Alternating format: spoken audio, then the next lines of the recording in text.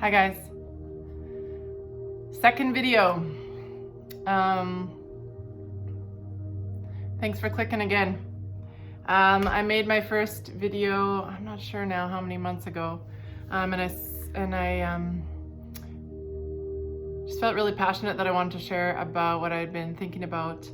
And now it is September 5th, which is a few weeks ago. I shared publicly my story and journey of healing from the effects of rape and then after that abuse. For 3 years I was in a relationship that was emotionally and physically abusive. And so the first video I shared just kind of my journey this year, that it's been an incredible year of personal growth in my soul and spirit, and how I'm pushing myself to get into uncomfortable zones, how staying safely in a box gets us nowhere. If we just coast in life, we're missing out on so much potential for a bigger, more incredibly joy-filled life. It's when we push ourselves into the things that make us like our heart beat faster and the adrenaline go, and we're nervous and uncomfortable. That's where the growth happens. As a fitness coach, I do that all the time. I ask people to push a little more. They're exhausted and tired, and I say, can you push a little more today, right now in this 30 seconds? And so my last video was just speaking on like how we can take that into life and push ourselves. And this video, I'm gonna dive into the story of 15 years after being raped, and how it started to resurface, and the journey that I went on with God and healing. And I shared this, those of you that came a couple of weeks ago, thank you so much, by the way, those of you that had come. I shared a lot of this, so this would be something you've heard. But of course, many of you weren't there 2 weeks ago. It was just a little event here in Winnipeg, and it was absolutely, it was incredible. I've been trying to absorb piece by piece how it was. And I'll tell you something, that was a dream that I had journaled about, visualized, and seen for years. Was standing up and speaking my story in hopes to impart hope to those that maybe had none, and to give a light at the end of the tunnel, and to maybe just impart whatever I could through what I've learned. That's only the beginning. I'm gonna say September 5th of this year was only the beginning of me being able to hopefully continue to impart hope where you just literally feel like there's nothing left.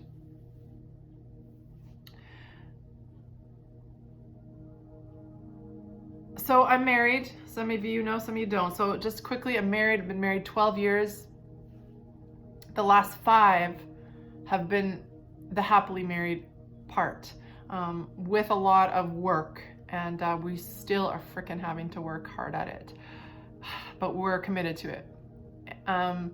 2 amazing kids, Asia and Judah. Oh my gosh, man, kids, it's like, how do we deserve such gifts? Like, they're just so different and absolutely incredible, and I just adore them.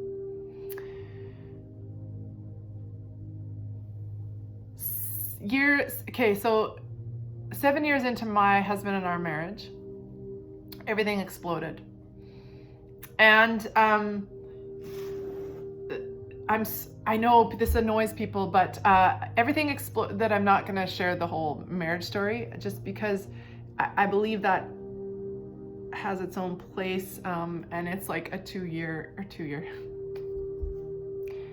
hour for sure story, and We have a desire to share it, and so it's not like we have shared it, and we have, just had coffee with people and shared our story that way too. So it's not that I don't want to or won't, it's that just for this purpose of this video, I feel passionate about sharing my individual story of getting through healing on the rape and abuse. Anyways, but I have to lead up to that with 7 years into our marriage, everything exploded, and because Matt and I equally both ruined our marriage. I brought in so much stuff that wasn't dealt with, and he brought in so much stuff that wasn't dealt with, and it was just there was never a foundation built for us when we got married. And it wasn't that we didn't love each other or want to, both of us had no freaking clue what we were doing, and we were hurt and holding stuff in and keeping stuff away from, it was not good. Everything exploded, and through absolutely incredible miracles, I thought for sure everything was done. I didn't want to be married. He kind of refused to leave, and God, through miracles, literal miracles, we decided to stay together and fight for it, and it is because of God, and it's because of incredible support that we had in place before everything blew up. So what happened at the end of that, when we decided we're going to work towards our marriage and stuff, and work for that, we start our own individual roads of recovery, of healing, of health. And so I start my journey, he starts his. We're parallel to each other, both pursuing. They say like marriage, it's like God, it's like a triangle, okay?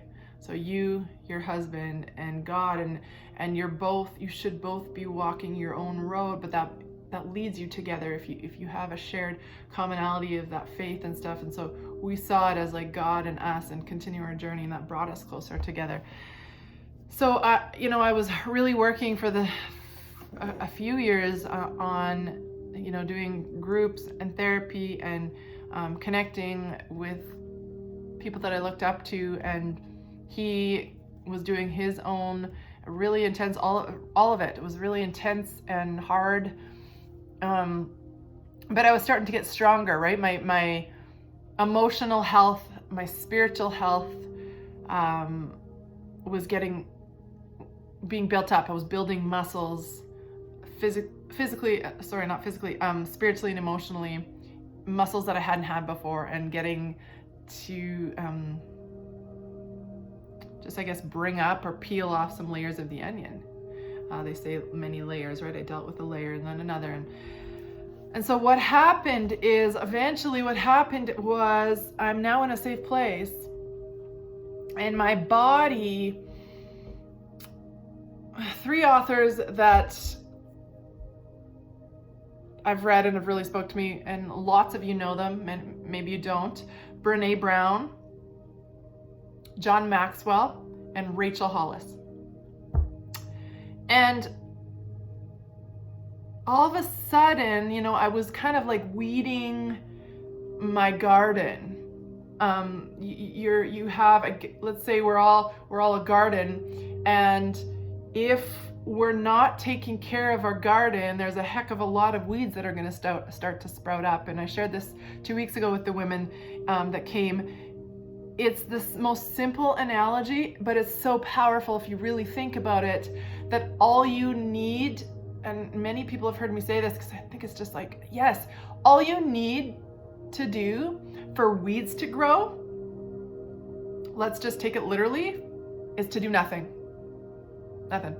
I'm just gonna plant some seeds at the beginning of the summer, then I'm gonna totally ignore the whole garden.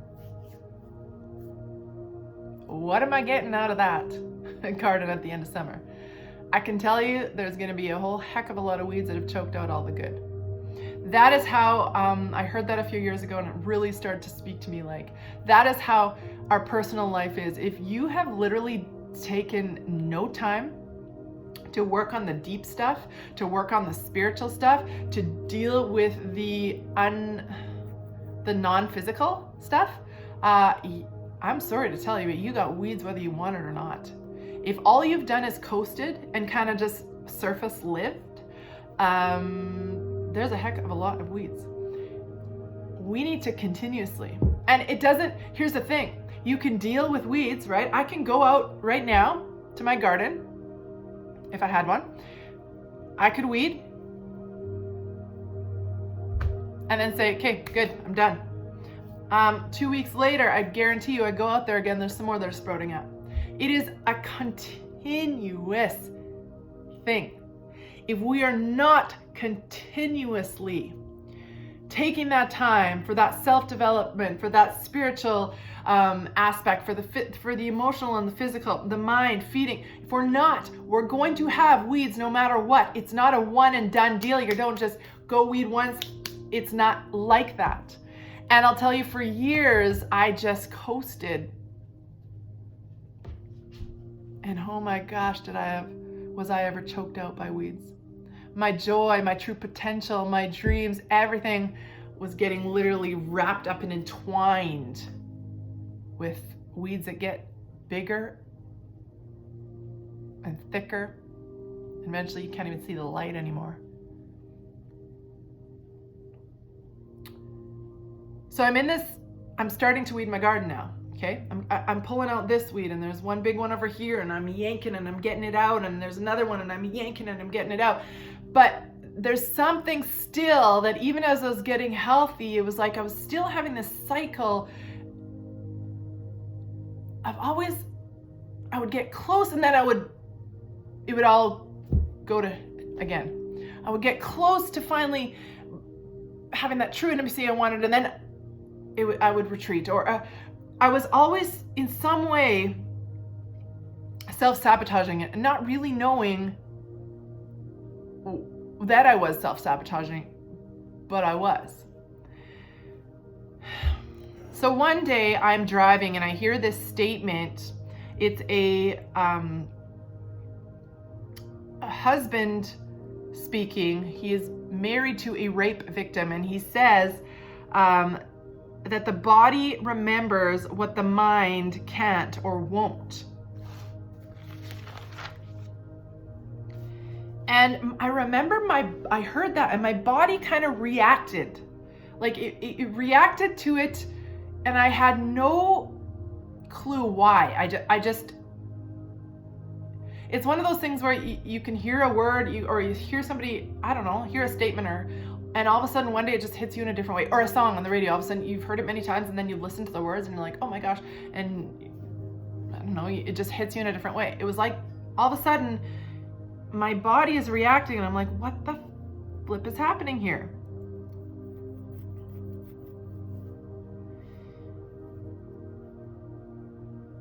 Brene Brown says that the body keeps score, and it always wins. It always wins. If there is any sort of traumatic thing that's happened to us, our bodies, down to our very cells, are affected. We cannot disconnect our mind, our soul, our spirit. Everything is connected. Do you know what I just learned, which is super fascinating? I am fascinated by the brain. And many of you have told me to look into Dr. Caroline Leaf. Oh my gosh, I listened to her yesterday, and the thing that blew me away is, and I'll probably get the numbers wrong, but she said something about how there is 1 billion neurons in our brain. There is 5 billion neurons, brain cells, in our gut. We have brain cells in our gut. Not only that, we have 40,000 neurons in our heart. We have brain cells in our heart. We have brain cells in our gut. And of course, how can we say that we can separate one and take, how can we disconnect any part of our life? Everything is connected. That is fascinating to me, that we literally have brain cells down here and here. That is by design. That is absolutely just mind-blowing. So it says the body keeps score and it always wins. If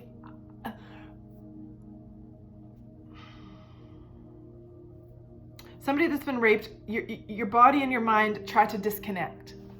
Brene Brown says also that when something painful or hurtful or whatever happens to us, our brain is neurobiologically wired to immediately come up with a story of why it happened, to make sense of it. Immediately, it's firing. Okay, we got to make sense of this. We got to make sense of it. And it comes up with, if you can come up with a story, your brain then releases like a chemical, a feel-good chemical of, okay, it almost rewards you chemically for coming up with a story of why something happened. And that story does not have to be true. You can make it true. You come up with whatever story when something hurtful or horrible happens to you. Okay, you're rewarded. There we go. Why does that happen? It's just wired in us. Things need to make sense. We're made to want to make sense of the world. And here's the thing with rape or abuse or traumatic, emotional, whatever it is. If somebody has degraded you or dehumanized you by doing stuff like that, it doesn't make any sense. It makes no sense. It's not supposed to ever happen. It is the most unfathomable thing that a human can do to another human, to a child, to an adult, whoever it is. It's unfathomable. The brain cannot make sense of something so horrific. And so our brain, it is desperate to make sense of it. And many times, which I did to myself, my story that I had to come up with, because it doesn't make sense that somebody would hurt you like that or do that or disrespect you or whatever it is I made the story to be all my fault. Because then it was like, at least I could make sense of why somebody would do that, because I put myself in that situation. I asked to go home with him. I was stupid. I was naive. Okay, there we go. Done. I made the story. I take the blame. That's why it happened. There we go. So I hear this on the radio and it sits and my body's reacting and I'm like, what the heck is going on?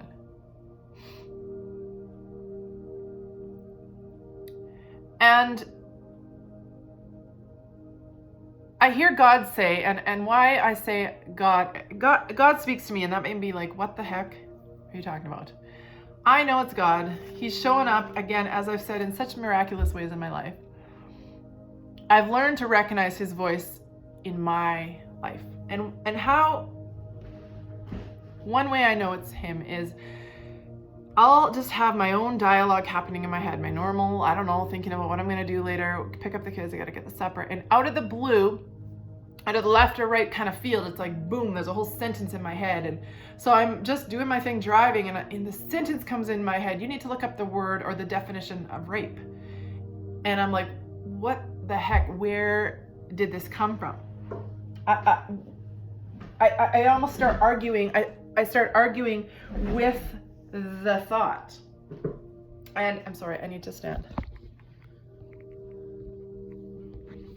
So I'm like having this argument with God and with myself in the thought process, telling myself like, no, where did that come from? And no, I don't need to look that up. And why would I say that? Why, what was my issue with that?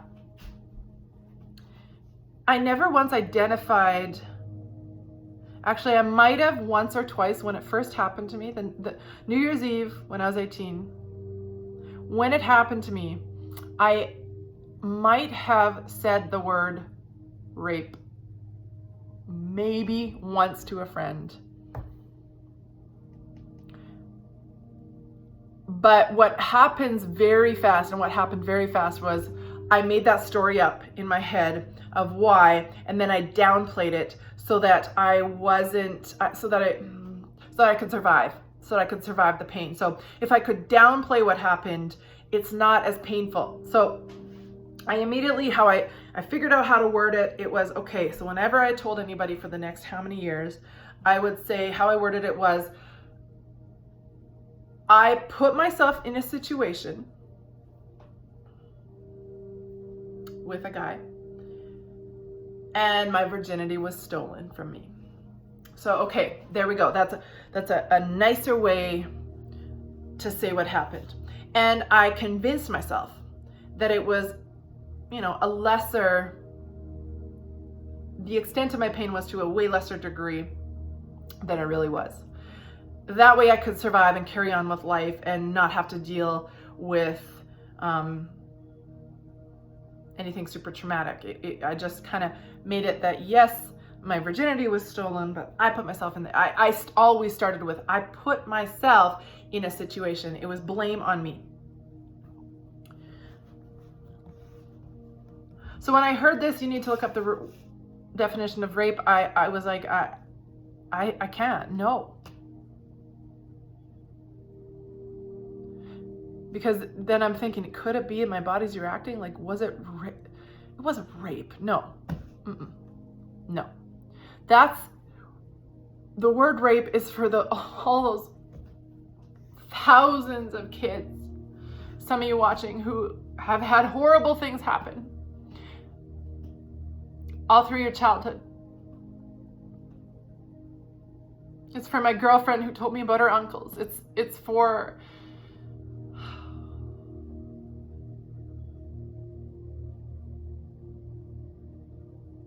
all the people that have way more traumatic and horrible and devastating things than somebody asking to go home and then it happens. I can't identify with that word. I don't deserve it. I can't put myself in that category. That's not fair to all of the people that I love, that I know horrible things have happened to, and to all the kids that it's still happening to. I can't put myself in that category. I'm not going to deal with it. I'm not.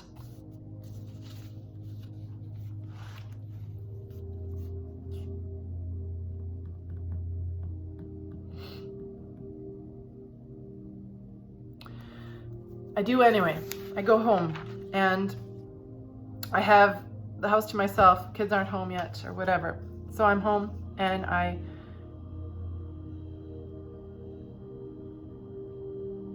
first start to just Google rape victims and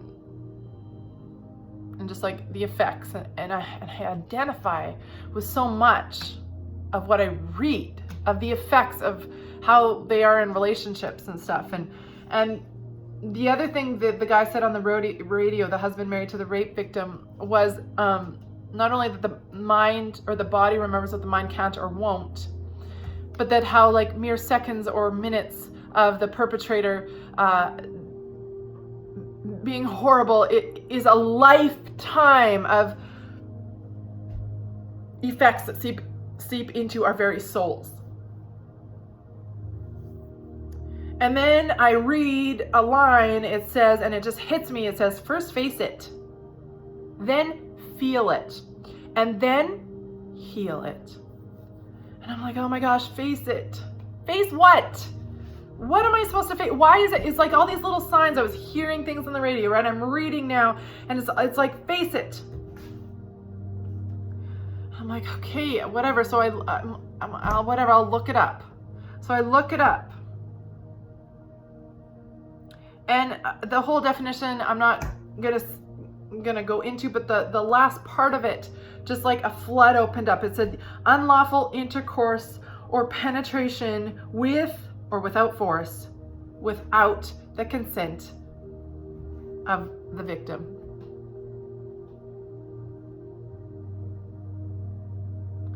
A dam burst when I read that. Oh my God. I was raped. I was raped.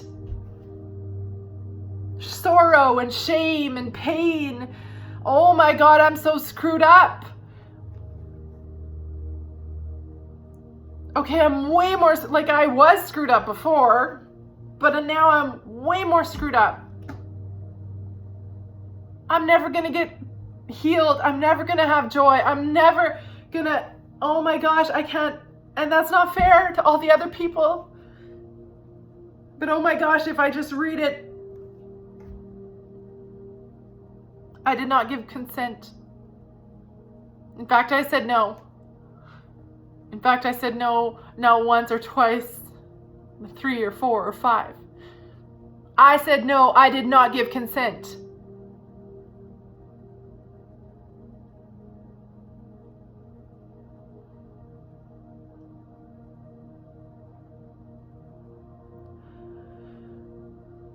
Soul shredding wound is one thing I read. I started to journal, once I read it, I started to journal, and a flood of pain and hate for myself came out into the pages. How could you have? You're so stupid. How could you have done that? You shouldn't have put yourself in that situation. You're such an idiot. You're so used up.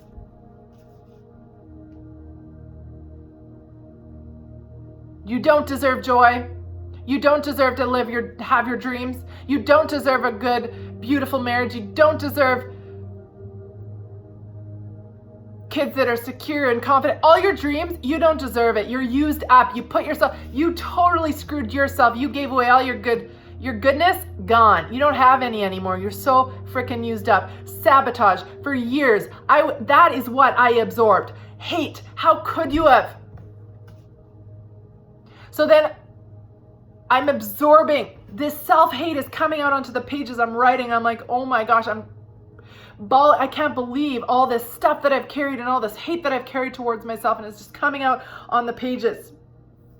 I'm so broken. I'm so broken. How is there hope?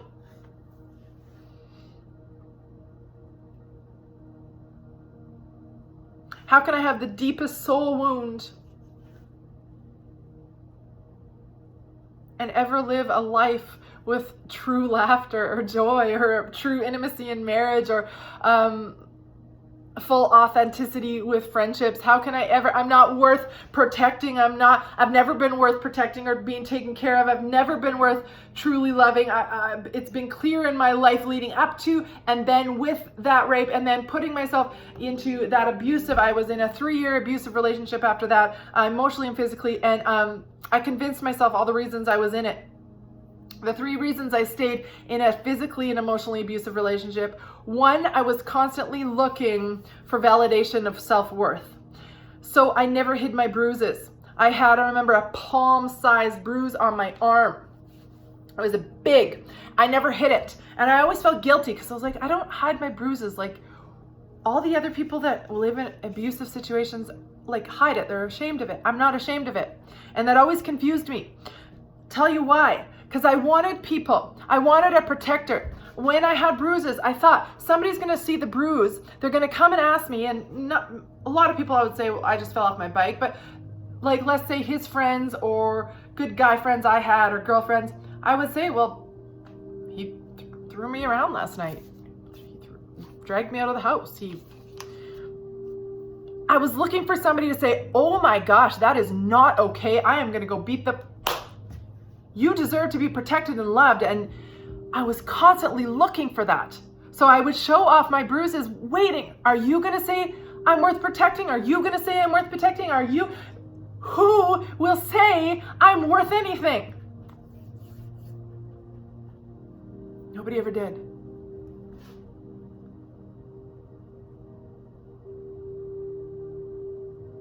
I had 2 girlfriends who loved me through it and said that's not okay. I had that. But I think I was really looking for like a man to go beat the out of him.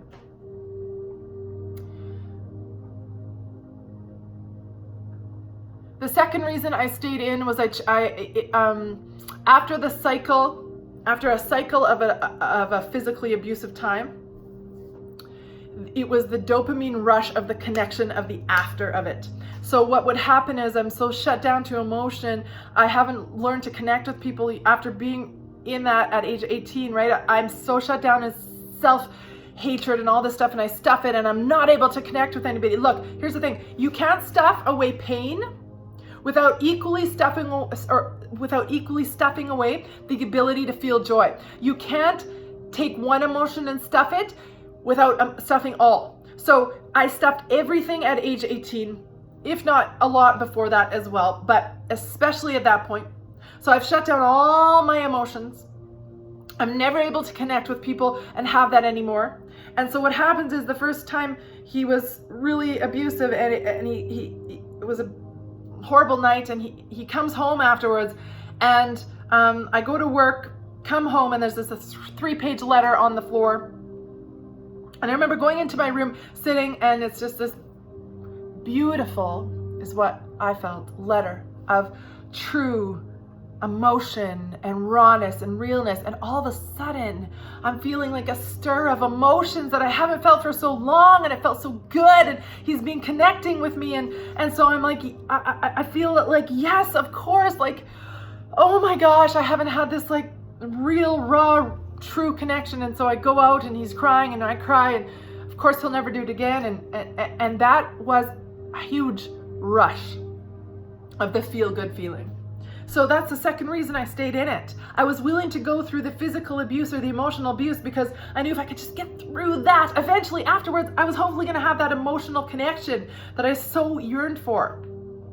And third of all, I thought if people saw or knew how he was to me, surely somebody would say like, wow, like, good for you. You, like, I admire you, Sarah, for staying with somebody like that. Like, he treats you like that and you stay with him. Like, I look up to you. Good for you. Another way of seeking validation that I was worth something. Always seeking validation that I'm worth something. Somebody tell me. Somebody.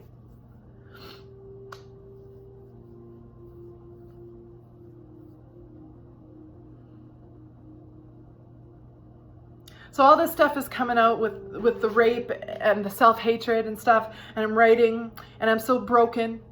I don't tell anything, I have to, pull myself together, clean myself up, and get the kids and Matt, and we're back to just, I don't tell anybody anything. I'm just, I feel so raw and exposed and irritated because I just went to a place that's horrible.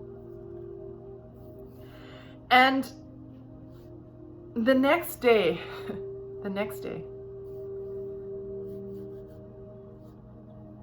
my husband sends me out of the blue. He's on his way to work. He sits, he's on the bus. He listens to songs or podcasts or whatever, and he says, hey, his text says, hey, like, for some reason, I was listening to the song and I felt like I was supposed to share it. I'm not sure with who, but I thought I would pass it along to you, and maybe you would know who it's for. I don't know, I just had this weird feeling. So I'm just gonna send it to you. I'll give it to you, and if anybody comes to mind that you would want to share it with or whatever. Plus, I feel like there's, he said something about the book of Esther in the Bible. He's like, maybe that's for you or something too. Anyways, he's like, whatever, have a good day. And I'm like, well, that's weird. He's passing on a song. Okay. And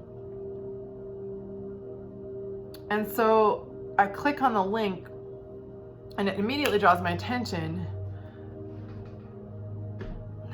because the title is simply joy. And I'm like, oh. And so I click on it, and the first line, I'm like, oh my gosh, this song is for me. God heard my tears yesterday. This song is for me.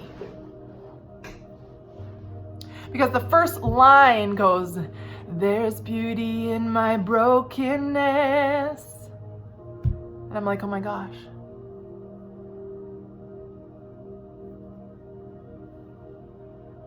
So you see me. So he must see me. He must have heard me. He must have seen my tears yesterday. He's the first line, there's beauty in my brokenness. I'm like, I'm hell broken. I'm hella broken. The next line goes, I've got true love instead of pain. I'm like, I don't know. true love instead of pain, and speaking about God and his love that covers our pain. And I'm like, it goes, true love is, there's freedom though you've captured me. I've got joy instead of mourning. And I'm just like, joy instead of mourning? Like, I am in deep mourning right now. I am mourning the years that have been affected by the rape. I am mourning the poison that has seeped into my soul. And you're saying there's joy instead of mourning? Is that even possible? And then the chorus comes on, and my flood of feeling so like, almost like he enveloped his arms around me, because it was like he heard me so devastated about my soul being shredded. That was one thing I journaled, is like, oh my gosh, my soul is shredded. There's no hope for my soul. And the chorus goes, but you give me joy down deep in my soul, down deep in my soul, down deep in my soul. You give me joy down deep in my soul. And I'm just like, yeah, you can put joy down there? Like, that shredded, poisoned, dark place? Can you actually go down there and replace it with joy? And it was like he was just kind of like showing me that, okay, I got you. Like, I heard you, I got you. And yes, we're going to get through this. This is the right steps that you're doing right now. Facing it. First face it, then feel it, and then heal it. And it was like, I was facing it. I was facing it. And now I'm in the midst of feeling it and feeling so sad. But he's like, yeah, I got you. I'm going to put joy down there. I got you. And then I have my moment with that, and I listen to it over and over, and just have that time of just like, oh my gosh, I think I'm gonna come through this. Feeling like that kind of sense of it. And then I look up in the book, so the Bible has books, and one of the books in the Bible is called Esther, and Esther is the story of this Jew who becomes a queen. The queen was looking, or the king was looking for a new queen. He looks, goes through hundreds of women searching for the right queen. He finds Esther. She's gorgeous, and he says she's going to be the queen. He does not know she's a Jew. And in the king's council, there's this guy that hates the Jews, and so he, so the king has unknowingly wed a Jew, and nobody else knows either. Nobody knows she's a Jew that has become a queen, other than her people or whatever. And so, the guy in the king's council, he hates the Jews, and he convinces the king that he's gonna be allowed to annihilate them on a certain day, a certain month, etc. So Mordecai, who is Esther's uncle, sends word secretly to Esther in the castle saying, you got to save your people. This is what's going to happen. And it's all on her shoulders. And she has to, essentially, you can't go to the king unless you've been summoned. And she hadn't been summoned in a few months. If you go without being summoned, you are beheaded or killed. So she asks her people to pray for her for 3 days. And they fast and pray, and then she gets all dolled up, and she heads to the king's chamber or court, risking her very life. He doesn't kill her. He's delighted to see her. And then essentially in the end, she brings him to some meals and whatever. She invites him to supper and stuff. In the end, she reveals who she is, that she is a Jew. And that ends up saving all her people. And so I was just reading through the book again, because I'm like, Matt said he felt like I was supposed to. And I heard very clearly, like, I saw the correlation of, like, Esther had to had to reveal her whole story to the king. And that ended up helping to save people. And I just heard, like, or saw the correlation of, I have had a deep desire to help women for so long. Before I had even, thought that it was going to have anything to do with this, I thought maybe with the abusive relationship and being able to come out of it. And my desire, no matter what, has been like, can I just, if you're going through a hard time, can I give you hope, like, you can come out of it? And it was, I just felt like, if that's my desire, just like Esther, I'm going to have to reveal my whole story and not be ashamed of it. I'm going to have to face the whole truth of who I am. Not who I am, I shouldn't say, because that is not who I am. That was what happened to me. But facing my whole story could potentially help save another person by saying, look, this is what I went through. This is my story. I'm not hiding from it. I'm not ashamed of it. And maybe I can then help save you from your pain. Maybe I can or give you hope. Just like Esther saved her people, can I face it? And so I felt like I was like, okay, that's like speaking to me like, okay, I got to face it. I got to deal with this. Because my deepest desire is to get through it and then to impart it to who needs it. Anybody. Then I remember being so deep in the rawness of it because I'm working through stuff. And I start reading this book, and the book is like literally line after line is speaking to everything. And I'm like, oh my gosh, this author is amazing. Dr. Dan D. Allender. I'm reading on abuse and the effects. And I'm thinking like, and he talks about how you have to get a good therapist or whatever. And I'm like, how the frick are you supposed to find a therapist? It's a needle in a haystack. How do you know? And I'm like, not only that, if I find a therapist, what if they don't agree with, because this is the angle I like, this book. And there is an excerpt at the end of the book, like a chapter that he gave to this lady named Sandra, and she writes for women that have suffered, or whatever. She just has a little portion in the book, and I'm just kind of overwhelmed with like, who do I go to, and how am I supposed to ever find real detailed help with this stuff? And then I start looking online, and this, I think it was the second line down. There's this title called Beauty from Ashes Counseling or something. Beauty from Ashes had been my favorite scripture in the Bible. It's in Isaiah for years. Not only that, we had it read at our wedding. And I remember always saying, if I ever have like a counseling service or something, I'm going to title it Beauty from Ashes. Beauty from Ashes is the title that catches my eye. And I click on it, of course, because, by the way, Beauty from Ashes, it says, I'll give you a crown of beauty from ashes. It's the visualization I just love, right? It's so gorgeous how ashes can be turned into a crown of beauty on our heads. So that catches my eye, I click on it, and I start looking through it. And then I'm just floored because I look at who it is. The person's name, and it is the exact lady that wrote part of the book. Sandra, offering online counseling. Now, if I hadn't have seen Beauty from Ashes, I would never have clicked on that, and I never would have found it. Beauty from Ashes, something that I had years ago caught my eye and loved.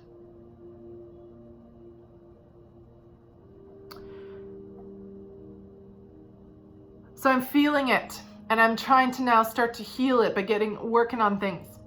Then I hear a really cool line which said, I sing to feel, and I feel to heal. When I heard that line, I immediately thought of like 2 months previously, Matt and I had went to like a church, and they had a conference, like special guests from out of town come and spoke. And the guy there that spoke, he actually pointed to us in the audience, and he first spoke over Matt and said some amazing things. Matt has been set free of a couple addictions in his life, and the guy like said, I see that you've come out of addictions, and you're gonna help. That's gonna be, you can use that to actually help other men out and stuff like that. So we go up to thank the guy later, and the guy says, now on you, he said, by the way, he said, I see a picture of a harp. And what a harp represents is music and healing. And he said, that's like, just know that that's always been like God's gift to you, is music. And being able to, when you sing and worship, or that is like your connection and healing. And I knew that is how I healed. That is what part of our miracle story of marriage was. Music for me was one of the things I had to turn on and have a huge day of real like connecting with my emotions and stuff. So it was just like confirming that. So then I read this line, I sing to feel, I feel to heal.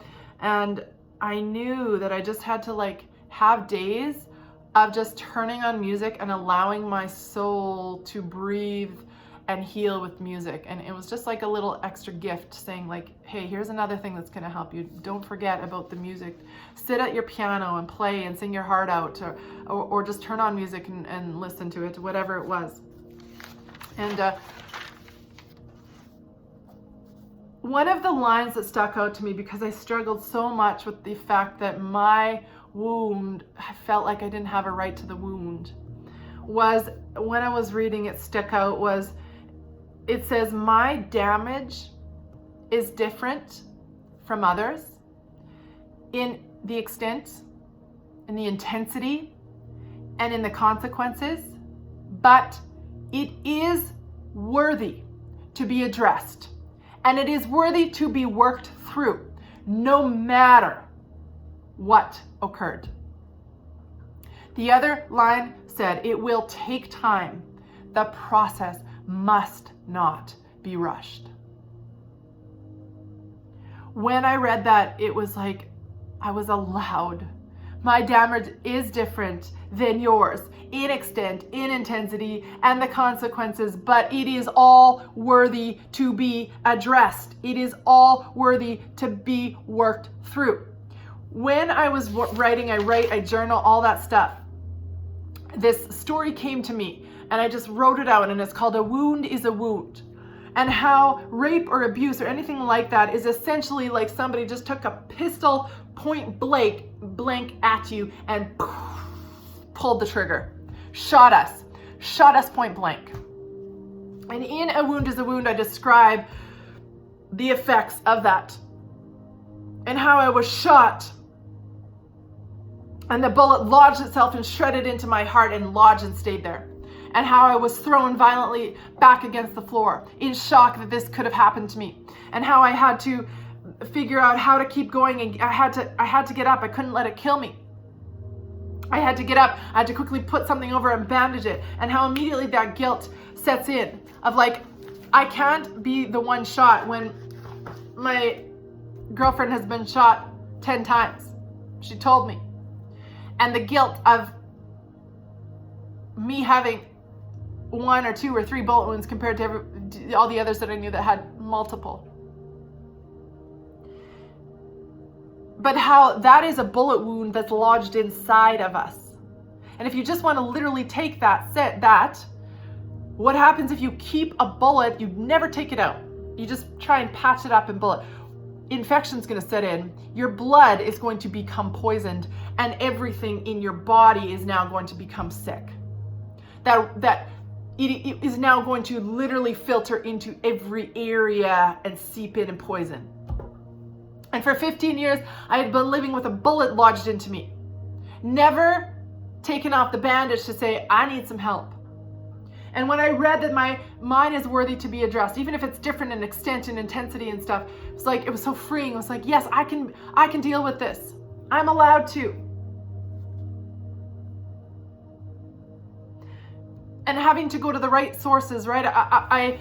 God was so huge in healing with music and allowing God to kind of just like, well, he took me through all these instances, giving me the song, giving me hope, giving me lines, finding me that counselor with beauty from, like all these little things was like, okay, for me, that's God.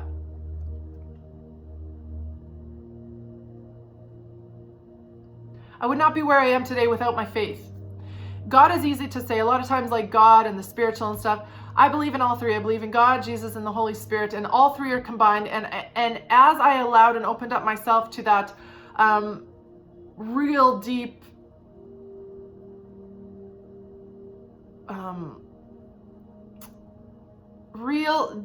I don't know, pursuit almost of like, who are you? And you showed up in my life so many times, and now here you are again, showing me that you care for me, and starting to like learn more and connect and have mornings with him and really get to know, man, that in so many areas helped me to get through my healing. But on top of that, I had to have a mentor. I had to look for somebody that was a safe place to go to say like, hey, this is what I've been going through lately. I had to have friends I could talk to, safe, secure friends. I had to open up to Matt about it. I had to get therapy and help. I had to read. I had to journal. So many aspects. It's not just one. You can't do one without all of them. Can I tell you something super cool? How Brene Brown talked about how the mind and the gut and the heart, and so that's 3 areas, and I find it's fascinating that it's, if you believe it's in the Bible, it talks about God, Jesus, and the Holy Spirit. 3 are one. The 3 are one. Mind, gut, heart are 3 are one. It's connected. What I think in my mind affects my gut. What I eat affects my mind. What my heart is feeling affects my gut. It's all interconnected. And so my healing had to come from many different avenues, and it's all connected together. And slowly, when I exposed my wound, slowly it started to heal over. When I was able to share and say, hey, this is what I've been going through. This is what I read at the end, and I want to read it. Because when I finally opened up and was able to expose myself, what my vision is that as women, what I saw when I was writing This Wound is a Wound, what I saw is me going into the hospital, and I walked into the hospital, and it was full of women, young, middle, old women. And when I lifted my shirt and said, hey, I'm wounded, I have a bullet here, they didn't blame me. They didn't say, how could you have? You shouldn't have. Why'd you do that? I said, I need help, I'm hurting. And with soft, gentle eyes, I saw them all just start to nod. Some started to have tears. And they said, you came to the right place. See? And one by one, they started to lift their shirts. And one by one, I saw scar after scar after scar.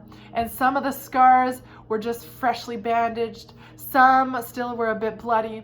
Some were many years already scarred over and full of multiple wounds. We all had and have wounds.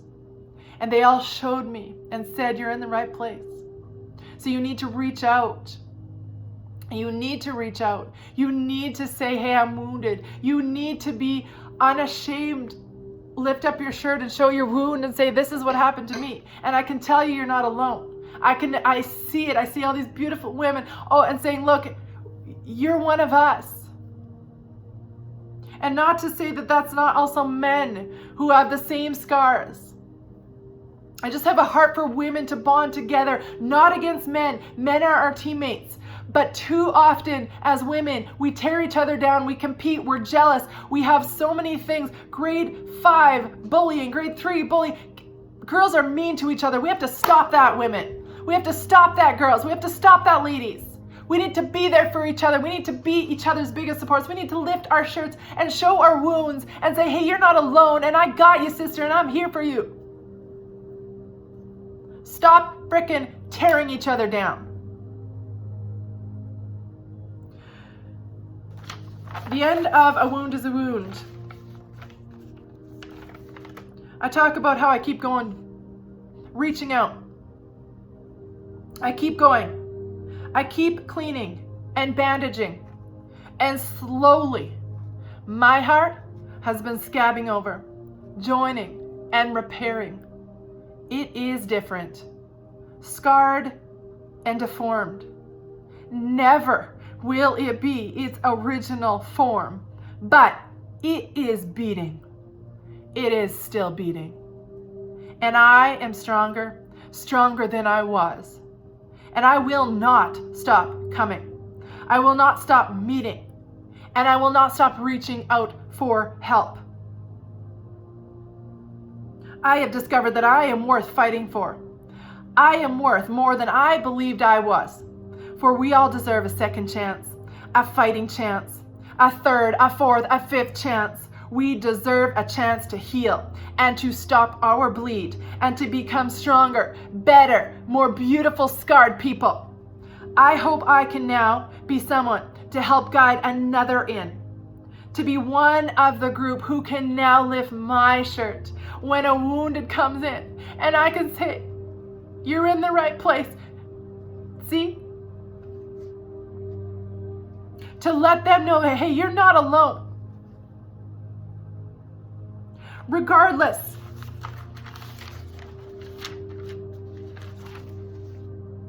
of extent, intensity, and consequences, your wound is worthy to be addressed and worked through no matter what occurred. You're not alone. You're in the right place.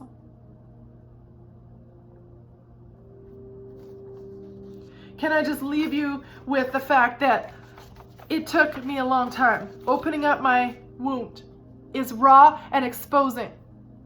And I felt like I was almost set back sometimes. It was like 2 steps back and only a half a step forward. And then I didn't want anybody to touch me, and I didn't want to be around Matt, and it kind of set me back, and for a long time. Probably a year or more.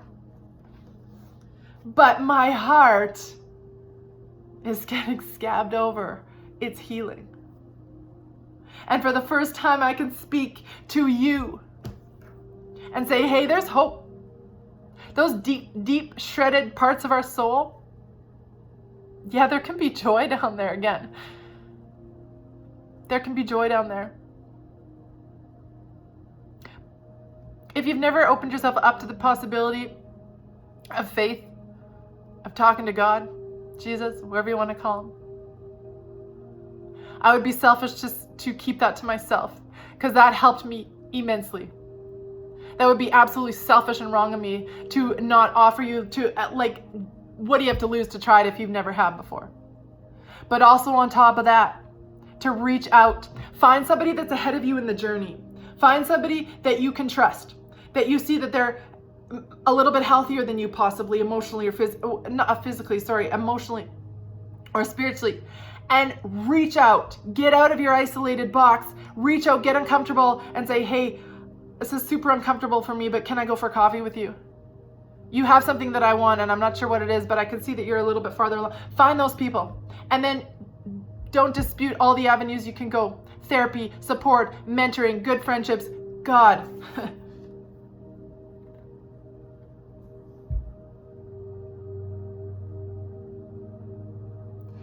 My wish is for you to experience just as much healing, if not exponentially more than I have. That we can bond together with no more shame. Have a good day, guys.